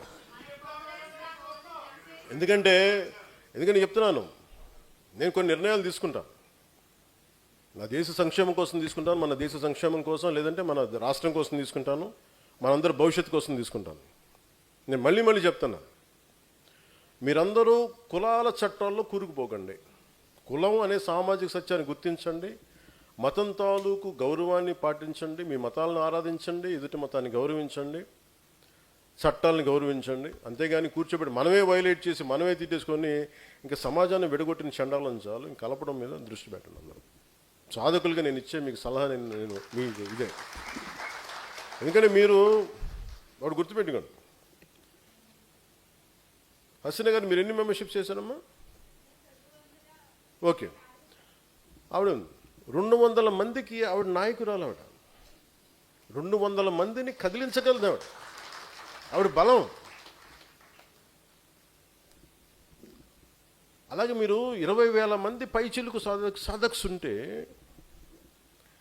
మీరందరూ కలిపి 21 లక్షల మందిని తయారు చేశారు. మీరు 20,000 మంది direct connected to 21 lakh cadre ఉద్యమీస్. ఇది దేశానికి ఎంత బలం. వాళ్ళందరూ ఏకాభిప్రాయంతో ఉంటే ఎవడన్నా గొంతెత్తుతాడా మన మీద? మీరు కూర్చోబెట్టి ఒక వెబ్సైట్ ఏదైనా పిచ్చి వాగుళ్ళు వాగితే మీరందరూ స్ట్రైక్ కొడితే అసలు వెబ్సైట్లు ఉంటాయా? మన అకారణంగా ఎవడు వెబ్సైట్ మీద స్ట్రైక్ చేయం, కానీ నిజంగా చేస్తే. అలాగే నేను ఈరోజు ఒక పాజిటివ్ ఒక మంచి కథ మీకు చూపి ఒక అంశం గురించి మాట్లాడాను. అది మీరు అందరూ నిజంగా తీసుకెళ్తే మార్పు రాత అధికార యంత్రాంగంలో నేను ఆ బలాన్ని 12 సంవత్సరాల తర్వాత ఈరోజు మీరు ఏం చేయాలో నేను నిర్దేశిస్తున్నాను, ఆదేశిస్తున్నాను. మీకు 15 సంవత్సరాల తర్వాత నేను ఆదేశిస్తున్నాను. నిన్న కూడా సభలో చెప్పాను, నేను సేనాని మీరు చెప్పారు నాకు. నేను జన చైతన్యం అయితే జనవాహిని ఇలాంటి పేరు, జనసేన అని పేరు పెట్టాను, గుర్తుపెట్టుకోండి. సేన మీరు యుద్ధం చేసేవాళ్ళు, చేతులు మడుచు కూర్చునేవాళ్ళు కాదు. మీరు అకారణంగా నిజంగా తప్పుంటే తప్పు సరిదిద్దుకుంటాం, ఒక మాట అంటాం పొరపాటైంది సరిదిద్దుకుంటాం, ఒక విశ్లేషణ పొరపాటైపోయింది పొరపాటు చేసాం సరిదిద్దుకుంటాం. అంతేగాని సహనం, మితిమీరిన సహనం మంచిది కాదు, గుర్తుపెట్టుకోండి. నేను సరైన ఆదేశం మీకు చెప్తాను. పార్టీ హైకమాండ్ నుంచి మీకు సెంట్రల్ ఆఫీస్ నుంచి మీకు వస్తుంది.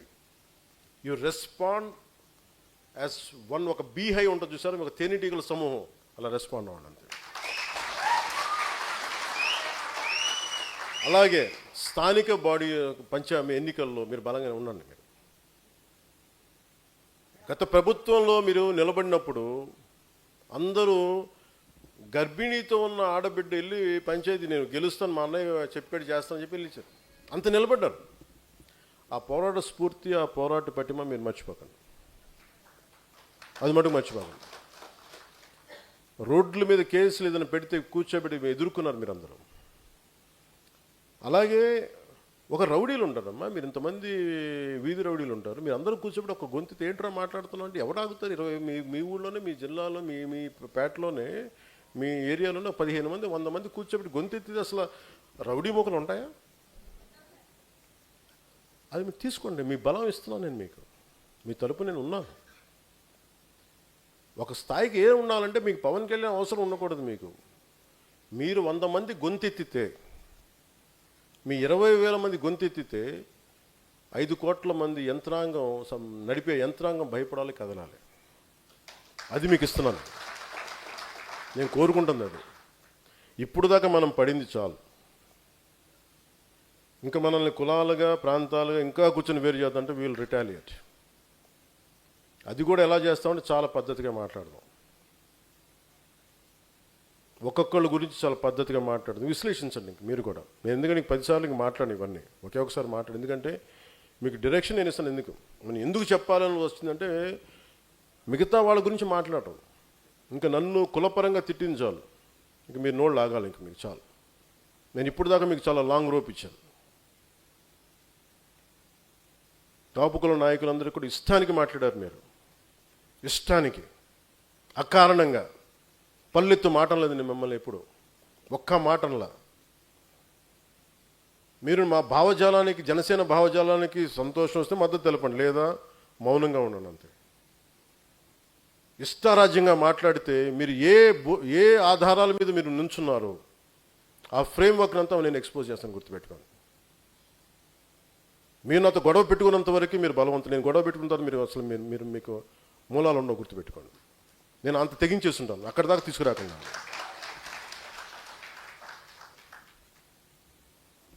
అందుకనే 20,000 మంది సాధకు మీరు కూర్చోబెట్టి మన మాజీ ముఖ్యమంత్రి వైసీపీ వాళ్ళ దగ్గర ఇంతమంది ఉంటారు, అంతమంది ఉంటారు. వాళ్ళ దగ్గర ఎప్పుడు ఒక 100 మంది 150 మంది రౌడీలు ఉంటారండి. చంపేసే వాళ్ళు ఉంటే ఏం చేస్తారా? 150 మందిని 20,000 మంది సాధకులను ఎదిరించగలరు? మనం తెగించినంత ఎవడని తెగించగలరా? ఒక రౌడీకి డబ్బులు ఇస్తేనే దేనికో ఒక బాటిల్ సారాకో దాన్ని పనిచేస్తాడు, ఓ 10,000కు. జనసేన ఉద్యమి నిలబడతాడు ఆ భావంతో. మమ్మల్ని తట్టుకోలేరు. నేను ఎంత బలమైన నిర్ణయం తీసుకోగలిగానంటే మీకు భవిష్యత్తులో మీరందరూ ఇలాంటి వ్యక్తులను నమ్మకంతో తీసుకున్నాను. నేను గుర్తుపెట్టి నేను అలాంటి వాళ్ళని తయారు చేశానని తెలుసు నాకు. అందుకు 12 సంవత్సరాలు నేను ముఖ్యమంత్రి అయిపోవాలంటే చాలా కూర్చోబెట్టి అది ఇంకొక స్ట్రాటజీ వేసేవానేమో. ఆ తెలివితేటలు లేక కాదు, నాది సమాజంలో మార్పు రావాలని కూర్చొని అందుకని చేశాను. మా ఇంట్లో ఆడబిడ్డలు బయటకు వచ్చి ఏంట్రా మాట్లాడుతాం చొక్కా పట్టుకునే ధైర్యం ఇవ్వడానికి నేను వచ్చాను బయటికి. ఒక టైలరింగ్ చేసుకునే, ఒక ఎలక్ట్రీషియన్ చేసుకుని వచ్చి రేపు నాయకుడైతే నాకు అది ఆనందం. సమాజంలో మార్పు రావాలని దాని మీద ఇంత ఆర్గానిక్గా చేశాను నేను. ఇది మీరు బలం పెంచుకునే సమయం, మీరు బలపడే సమయం, సమాజానికి ఊతం ఇచ్చే సమయం, దేశం తాలూకు భవిష్యత్తుకి మీరు రూపకర్తలు. సో మీరు నిలబడాలి అంటే మీరు భావంతో గట్టిగా ఉంటే, మీరు నిలబడితే అద్భుతమైన ఫలితాలు సాధించగలరు. ఇవ్వడానికి అంటే ఆ భావం ఇవ్వడానికే నేను ఈరోజు మీ ముందుకు వచ్చాను. అందుకే ఇది పెట్టాను. ఇది 20,000 మంది సాధకులతోటి 21,000 ఉన్నా అనుకుంటా, ఇంతేనా? 20,000 దాదాపు 20,000 చిల్లర. నేను మీతో రెగ్యులర్ నా నుంచి కమ్యూనికేషన్ ఉంటుంది మీకు, మీ ఫోన్స్లో. We will form WhatsApp groups. మీ ఏరియాలను బట్టి నేను మెసేజ్ చేస్తాం, మీకు కమ్యూనికేట్ చేస్తాను. తద్వారా 21 లక్షల మంది ఉద్యమీలకి నేను మాట్లాడతాను. నేను ఒంగోలులో కూడా మొత్తం ఆ డిస్ట్రిక్ట్ మొత్తం కమిటీ అంతా ఎందుకు రద్దు చేశానంటే సాధించిన ఫలితాలు తక్కువ, గొడవ ఎక్కువైంది.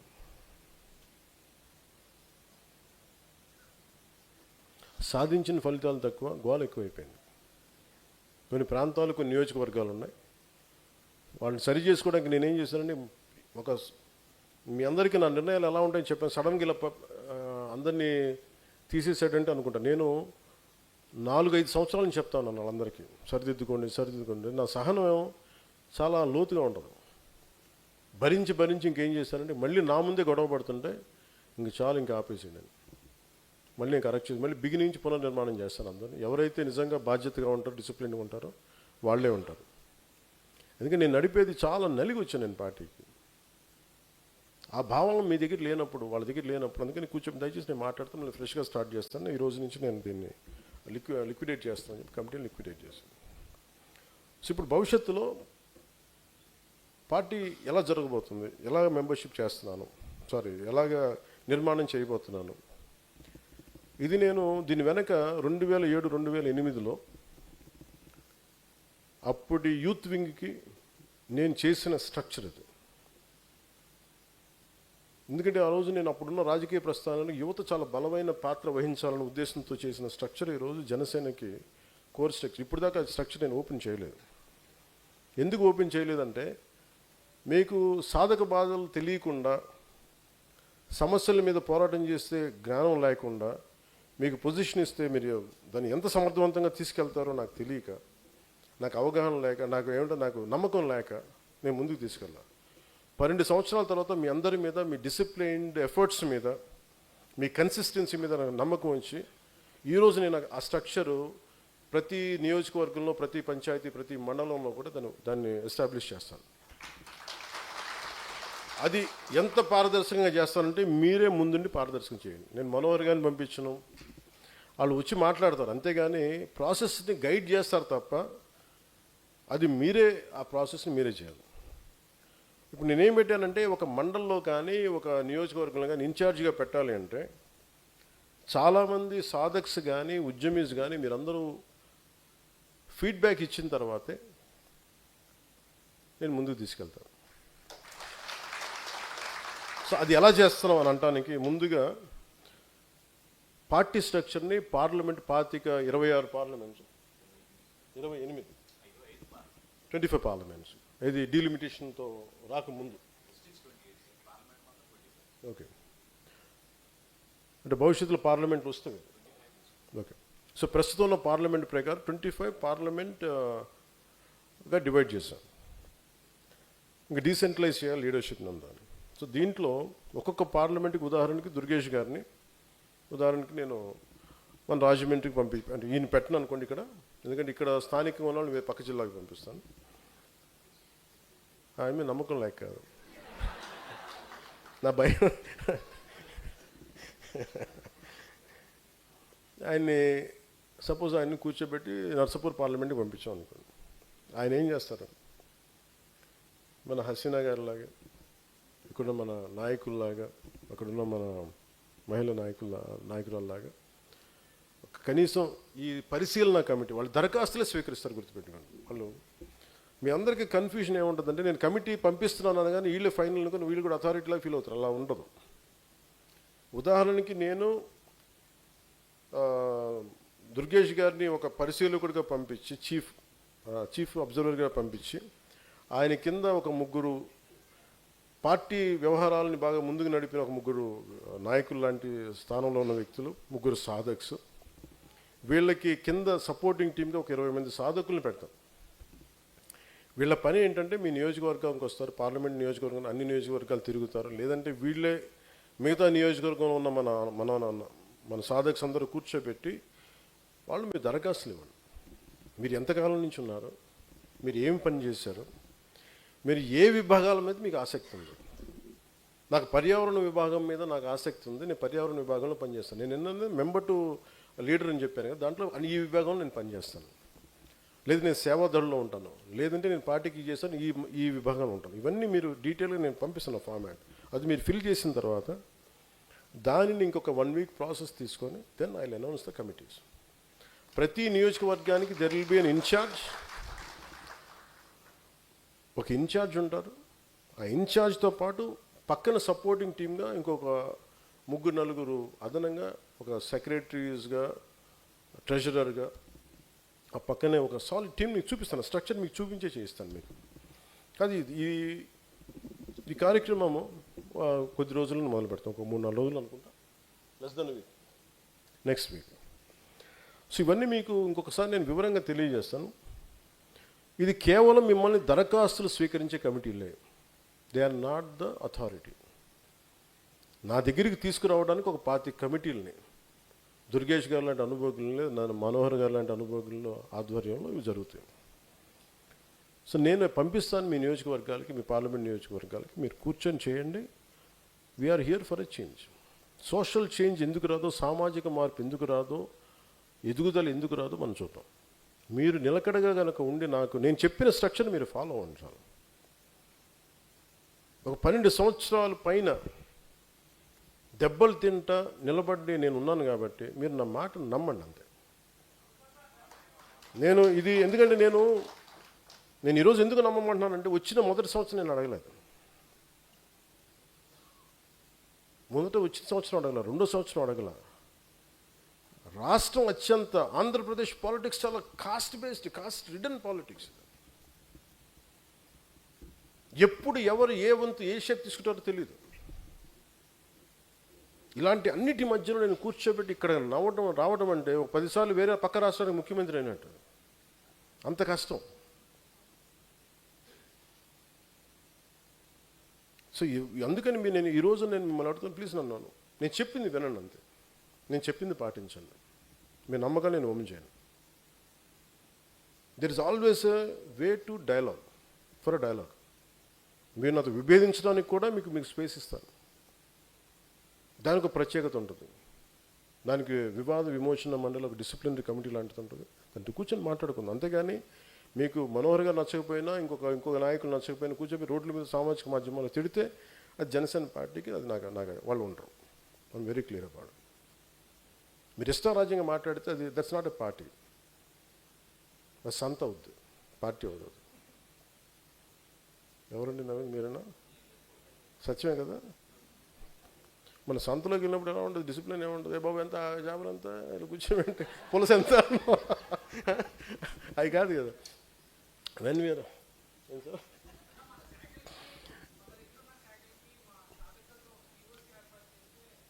ఆ స్ట్రక్చర్ నాకు వదిలి, నేనేం చేయాలి నాకు చెప్పదు. నువ్వు నన్ను నమ్ము, చెప్తా. నేను చెప్పింది నువ్వు చేయి, నువ్వు చెప్పింది జరుగుద్ది. విను, నువ్వు 12 సంవత్సరాలు టెస్ట్ చేశాను, నువ్వు కూర్చోబెట్టి నువ్వు క్లాస్ ఫస్ట్కి వెళ్ళగానే డిగ్రీ పాస్ అవుతుంటే అవ్వదట్లా కదా. అడగాలి కదా 12 సంవత్సరాలు, కనీసం స్కూల్లో పాస్ అవ్వాలి కదా మనం. మీరు 12 సంవత్సరాలు జనసేన స్కూల్లో ఉన్నారు, అందుకని చెప్తున్నాను. ఇప్పుడు మిమ్మల్ని డిగ్రీ పంపిస్తాను ఇప్పుడు.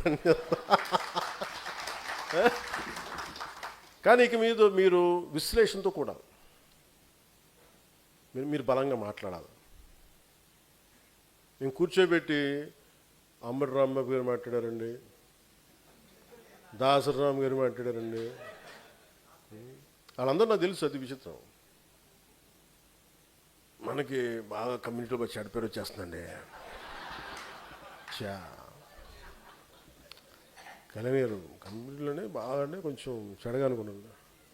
చెడ్డ కమ్యూనిటీ అనుకోవట్లేదని మీ ఇద్దరు అనుకున్నారని చెప్తాను నేను. మీ ఇద్దరు అనుకొని మొత్తం కమ్యూనిటీ చేయకండి అన్నీ. నేను నేరాలు ఘోరాలు చేశానండి, కూర్చోబెట్టి ఎదురు పాత టీవీలో నేరాలు ఘోరాలు అని చెప్పి, ఆ రోజు రాత్రి ఏం జరిగిందంటే అలాగే చెప్పాం కదా. వీళ్ళందరూ కూర్చోబెట్టి ఇంక చాలు కూర్చొని విన్నాం. కూర్చోబెట్టి ఇప్పుడు విశ్లేషకులు నిన్న చెప్తున్నారు, మా ప్రాంతానికి అవమానం జరిగిపోయింది ఆయన అంటే మీరు తిట్టినప్పుడు మా ప్రాంతాలకు అవమానాలు జరగవమ్మా అంటే మీరు ఇష్టానికి మాట్లాడేస్తేనేమో మేము భరించాలి అలా మౌనంగా. అవునండి, కరెక్ట్ అండి. మేము ఏదైనా ఎదురు సరిగానే మాకు అవమానాలు అలా ఎలా మాట్లాడతారు కన్వీనియంట్గా. అన్నీ మీ కన్వీనియంట్, అన్ని ఆర్గ్యుమెంట్స్. కులాలు మీ కన్వీనియంట్, మతాలు మీ కన్వీనియంట్, ప్రాంతాలు మీ కన్వీనియంట్. మేము కూర్చోబెట్టి మౌనంగా మేము కూర్చోవాలి ఆధిపత్య పోరులో. చాలు ఆ రోజులు అయిపోయినాయి. మీరు ఏం చేసుకుంటారో నన్ను చేసుకుని నేను రెడీగా ఉన్నాను అన్నిటికీ. నాకేం కోరికలు లేవు. ఇంకా మేము అందరూ నన్ను తిట్టే వాళ్ళకి కోరికలు ఉన్నాయి, చాలా కోరికలు ఉన్నాయి. ఏదో అవ్వాలని, నాకు ఏది అవ్వాలని కోరిక లేదు, దేశం ముందుకు వెళ్ళాలని కోరిక తప్ప. చూద్దాం ఎవరు గెలుస్తారో చూద్దాం. జై హింద్.